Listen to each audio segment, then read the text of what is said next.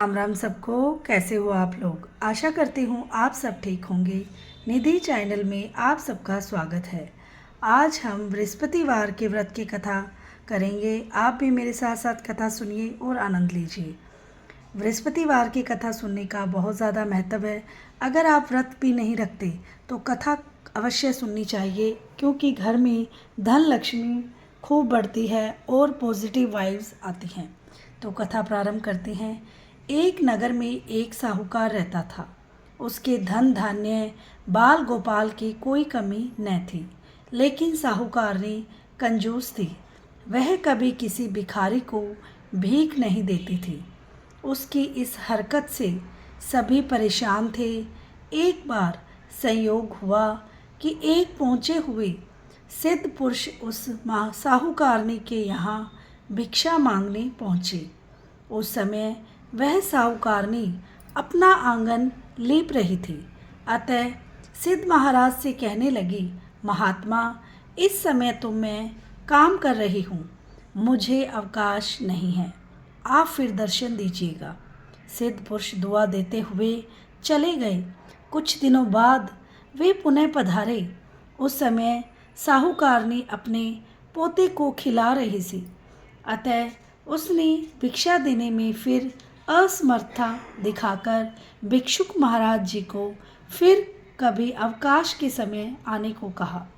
इस बार भिक्षुक का माथा ठनका। उसे साहूकारनी के इरादे का आभास हो गया, इसलिए अगली बार वे जल्दी पधारे। साहूकारनी उस समय भी घर के किसी काम में अपने आप को व्यस्त रखने की कोशिश कर रही थी। साधु बाबा चिढ़ गए। उन्होंने साहूकारनी से कहा कि मैं तुम्हें कुछ उपाय बताता हूँ।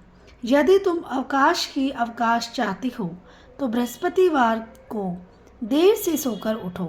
सारे घर झाड़ू एक ओर इकट्ठा करके रख दिया करो। उस दिन घर में चौका न लगाया करो। स्नान आदि करने वाले इस दिन हजामत अवश्य बनवाया करें। भोजन बनाकर चूल्हे के पीछे रख दिया करो।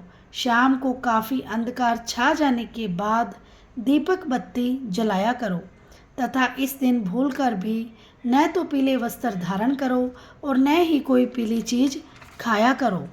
साधु के चले जाने के बाद साहूकारनी वैसे ही करने लगी। धीरे धीरे बृहस्पतिवार की उपेक्षा के कुपरिणाम उसके सामने उजागर होने लगे। इसके एक सप्ताह बाद वही साधु बाबा भिक्षा के लिए पुनः पधारे। उस समय साहूकारनी हाथ पर हाथ धरे खाली बैठी थी।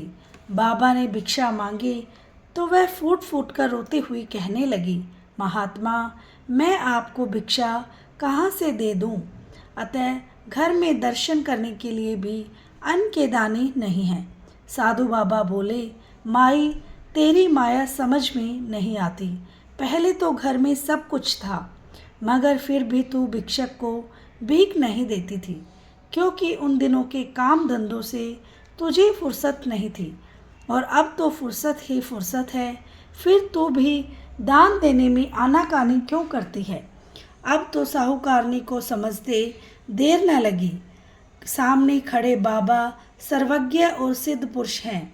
उसने उनके चरण पकड़कर पिछले व्यवहार के लिए क्षमा मांगी और वादा किया कि यदि आपकी कृपा से फिर घर में धन धान्य से भरपूर हो गया तो वह कभी किसी भिक्षुक को खाली हाथ नहीं जाने देगी। साधु बाबा को दया आ गई। वे बोले, बृहस्पतिवार को तड़के ही उठकर स्नान आदि से निवृत्त होकर अपने घर को गोबर से लीपकर अत्यंत पवित्र भाव से भोजन बनाना चाहिए। उस दिन घर का कोई आदमी हजामत न बनाए। उस दिन विशेष रूप से भूखों को भोजन कराना चाहिए। यदि तुम ऐसा करोगी तो शीघ्र ही तुम्हारे दिन फिर जाएंगी और तुम्हारा घर एक बार फिर धन धान्य से भरपूर हो जाएगा। साहूकारनी ने वैसा ही किया। कुछ ही दिनों में उसके भले दिन फिर लौट आए। जैसे दिन बृहस्पति जी ने उसके फेरे, ऐसे ही हम सबके शुभ दिन शीघ्र ही लाइएगा। बोलो बृहस्पति महाराज की जय हो। आशा करती हूँ आपको मेरी कथा अच्छी लगी होगी। कथा में मुझसे कोई त्रुटि हो गई तो मुझे माफ़ करना, और वीडियो को लाइक, चैनल को सब्सक्राइब करे बिना ना जाइएगा, और हो सके तो इसे शेयर ज़रूर कीजिएगा। बेल आइकन को ज़रूर प्रेस करना ताकि मेरी वीडियो की नोटिफिकेशन सबसे पहले आपके पास पहुंच जाए। मिलते हैं नेक्स्ट वीडियो में। राधे राधे।